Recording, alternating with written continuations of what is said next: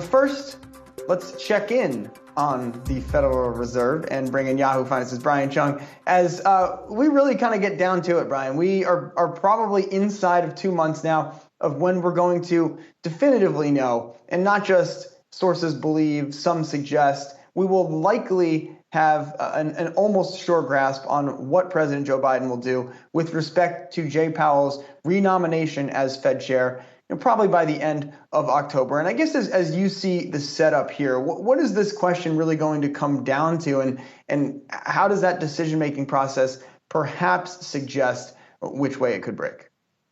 Well, yes, Myles, as you mentioned, it seems like the White House is starting to think about this. That's what I'm hearing. Again, there's no update on timing yet. So maybe you could describe the White House's approach to this as they're thinking about whether or not they'll renominate Jay Powell as Fed chair. Again, his term as the top of the at the head of the central bank does expire in February of 2022. But there's just been so much noise in recent days, notably that Politico report detailing the more progressive wing of the House, including AOC, Rashida Tlaib, Ayanna Pressley, who oppose a renomination for Fed Chair Powell on the grounds of climate change and also racial inequality. But it's worth mentioning that there's a number of other expiries that are set to happen on the Fed board as well. When you take a look at the slate of other Fed officials that are set to expire soon, when you take a look at Richard Clarida, his term as the Fed vice chair expires in January of next year. And then Randy Quarles, the vice chairman of supervision, his term expires in October, which is next month.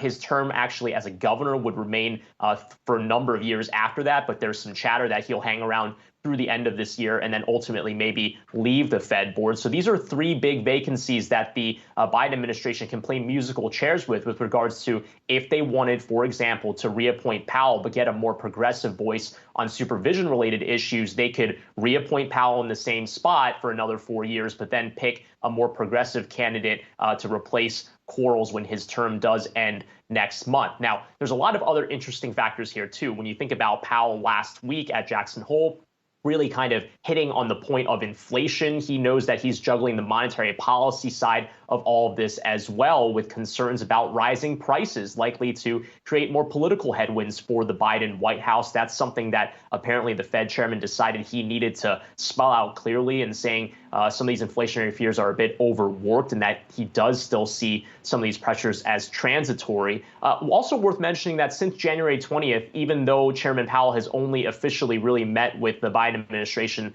only once, and that only happened in June in a financial regulatory meeting, he's really been hitting Capitol Hill a lot. My count was that since inauguration, he's met with 33 of 100 senators, and that includes all 9 of the freshman senators who are new to this 117th Congress. So he understands that if he is renominated, he will have to go through the gamut of the Senate again. So working 33 of those 100 Senate offices really does likely help his odds, because you're getting that face time with Republicans and Democrats that would ultimately have to vote on you. So as far as Powell himself, we have to rewind to a February 2021 interview where he said, quote, "I love my job." So even though he hasn't necessarily commented on this prospects of renomination, it does sound like he would like to have that spot again, guys.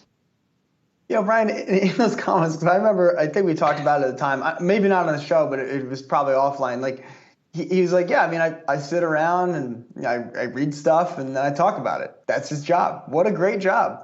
That's basically our job. Like us. But yeah, I was going to say, that's literally us. So. I mean, you have a master's degree, so I think what's your feel on your likelihood of getting a nomination to the Fed board this time around?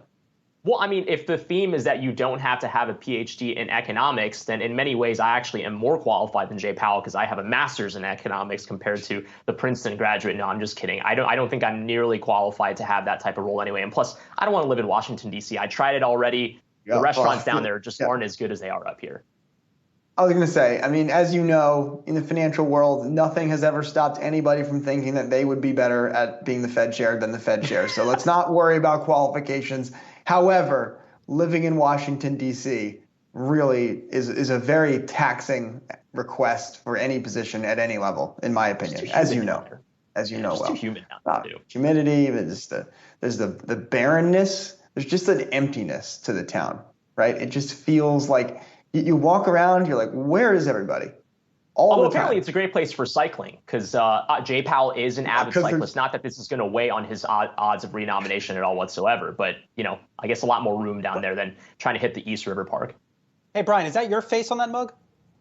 No, this is Jay Powell on one side of the mug. My face is somewhere in the Zoom room on the other side of this mug. And shout out to a former colleague, Sam Rowe, who hooked it up, because you can't buy this at Target, believe it or not. I don't know if you can talk to Brian Cornell about that, but yeah, we don't. I'll put it to him. So is that from the time you asked him about Dogecoin, or what question did Sam put on there? No, that I know that was your favorite question. That was from earlier this year, where if I recall correctly, you called me a king for asking that question. But this was about shaping inflation expectations after their new framework. So this was from the September 2020 FOMC. So, all right. Well, Brian Cheung, it has been a pleasure. It has been a pleasure, and we'll see you down the road. All right.